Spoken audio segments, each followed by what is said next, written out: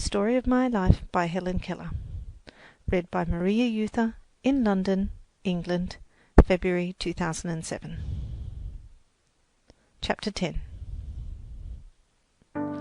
Just before the Perkins Institution was closed for the summer, it was arranged that my teacher and I should spend our vacation at Brewster on Cape Cod with our dear friend Mrs. Hopkins. I was delighted, for my mind was full of the prospective joys and of the wonderful stories I had heard about the sea. My most vivid recollection of that summer is the ocean. I had always lived far inland and never had so much as a whiff of salt air. But I had read in a big book called Our World a description of the ocean which filled me with wonder and an intense longing to touch the mighty sea and feel it roar. So my little heart leapt high with eager excitement when I knew that my wish was at last to be realized.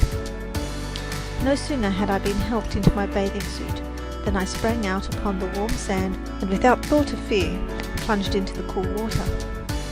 I felt the great billows rock and sink. The buoyant motion of the water filled me with an exquisite, quivering joy. Suddenly, my ecstasy gave place to terror, for my foot struck against a rock, and the next instant there was a rush of water over my head. I thrust out my hands to grasp some support. I clutched at the water and at the seaweed which the waves tossed in my face. But all my frantic efforts were in vain. The waves seemed to be playing a game with me and tossed me from one to another in their wild frolic. It was fearful. The good firm earth had slipped from my feet, and everything seemed shut out from this strange all-enveloping element: life, air, warmth, and love. At last, however, the sea, as if weary of its new toy, threw me back on the shore, and in another instant I was clasped in my teacher's arms. Oh, the comfort of the long, tender embrace! As soon as I had recovered from my panic sufficiently to say anything, I demanded, "Who put salt in the water?" After I had recovered from my first experience in the water, I thought it great fun to sit on a big rock in my bathing suit and feel wave after wave dash against the rock, sending up a shower of spray which quite covered me. I felt the pebbles rattling as the waves threw their preponderous weight against the shore.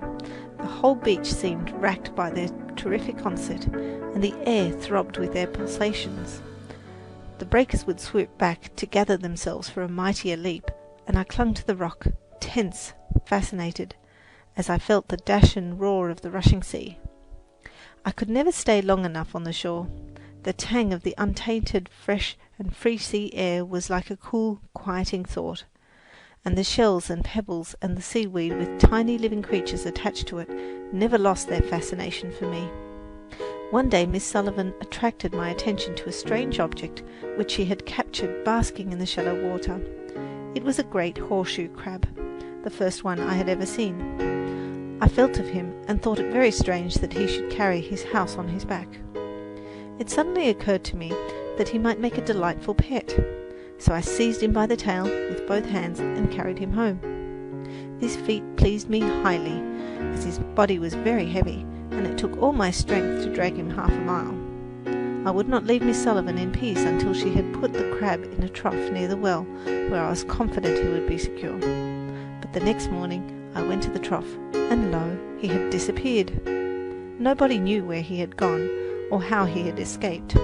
My disappointment was bitter at the time, but little by little I came to realize that it was not kind or wise to force this poor dumb creature out of his element, and after a while I felt happy in the thought that perhaps he had returned to the sea.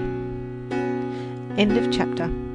Read by Maria Euther in London, England.